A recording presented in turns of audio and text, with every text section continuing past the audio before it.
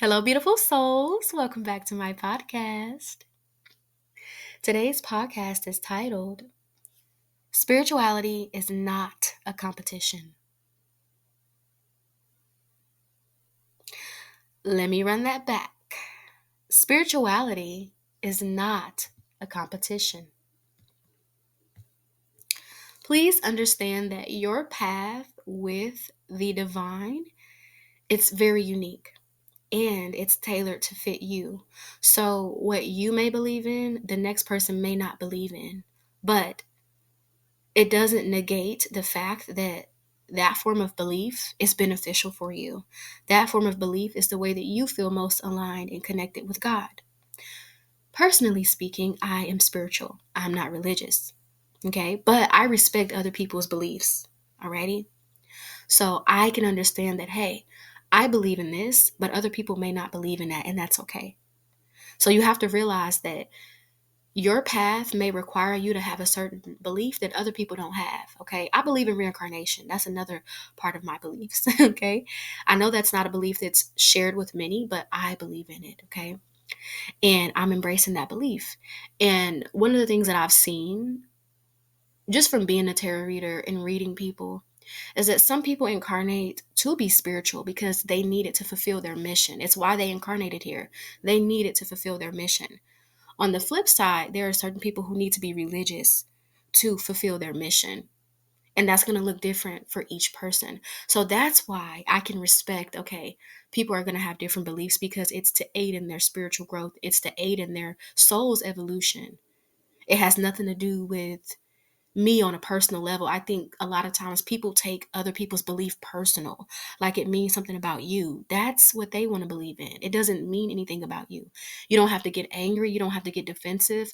Why are you upset about what somebody else believes in? People don't have to believe in what you believe in order to feel a connection with the Most High.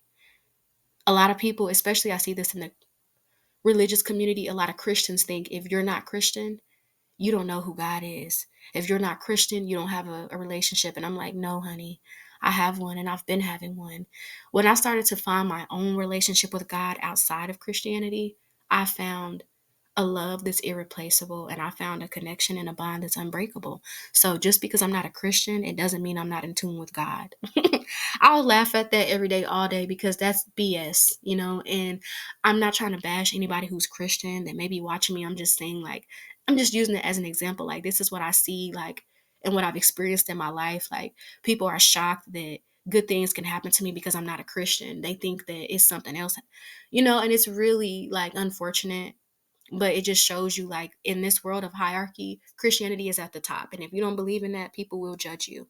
I'll also add to, like, in the spiritual community, it's like it's starting to become conservative because there's this idea that if you're not vegan, you're not spiritual. If you use certain terms like Jesus, if you don't say Yahshua, you're not spiritual. If you don't lock your hair, you're not spiritual. If you listen to certain types of music, you're not spiritual. If you cuss, you're not spiritual. And honestly, I don't mind hearing a tarot reader cuss sometimes because that's how I know that your throat chakra is activated.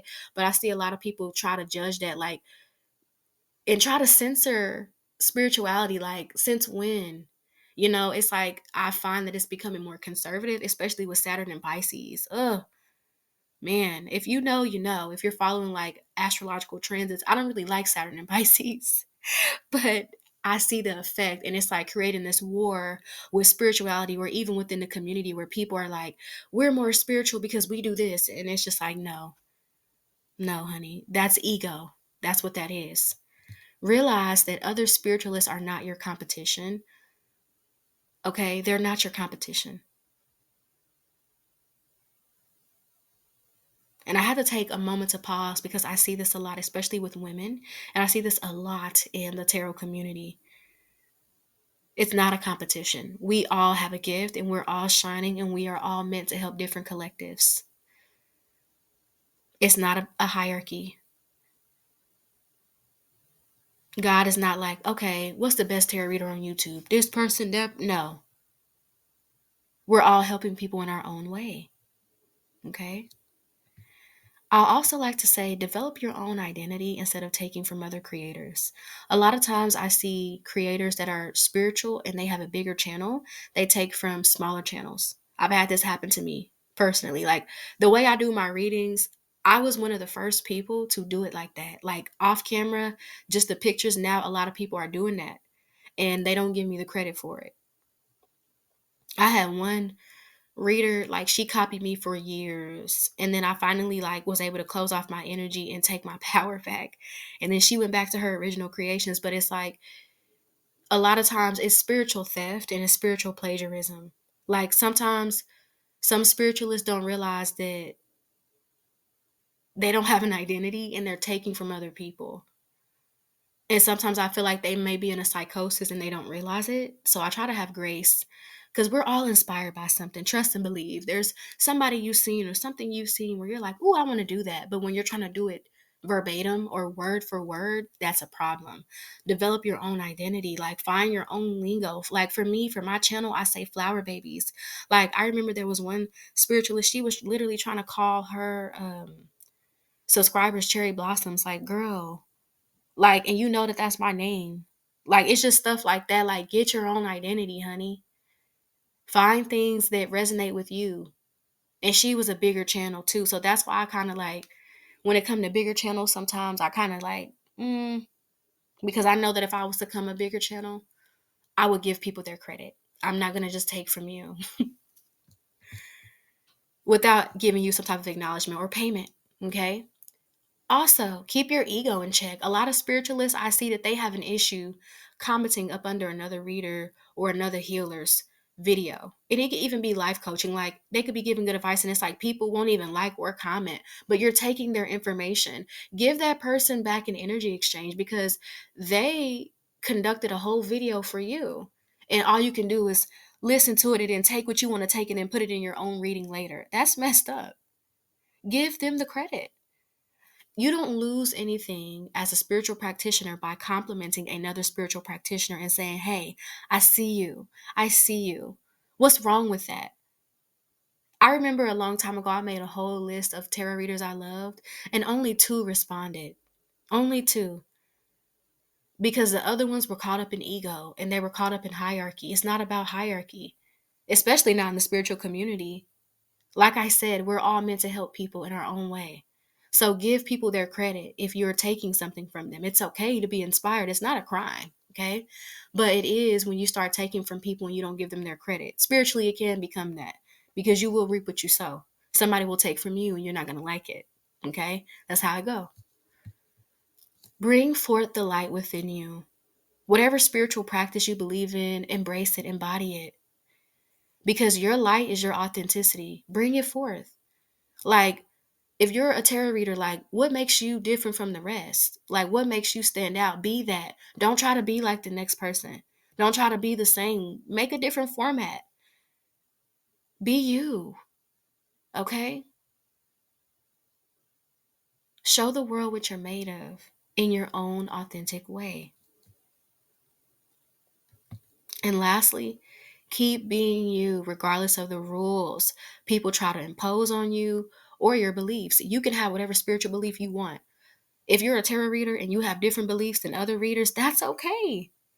You're for a different collective. They are for a different collective. And that's okay.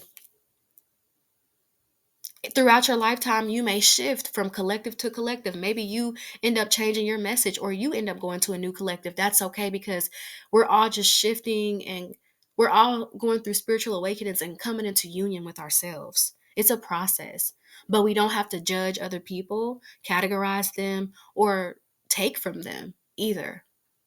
That's not what we're supposed to be doing, okay? So please understand that spirituality is not a competition. You don't have to compete with people. You don't have to go out of your way to prove your worth, your gifts, your psychic. Just help people. Like think about why you started it. It wasn't about to gain all these followers and be better than the next person. It was about genuinely helping people and making their lives easier. So remember your why. Why did you start tarot? Why did you become a practitioner? Okay, this is for my spiritualist here, okay? Why did you become a preacher? Why did you want to join ministry? Think about those things. Don't try to compete with the next person. That's not what it's about. Alrighty? So understand that you're allowed to have your own spiritual beliefs and you can nurture them in the way that you want to. Understand that people may believe differently than you, but have an open mind because you may learn something. Okay? Alrighty. Thank you so much for tuning in. I love you so much. Mwah. Peace. Thank you.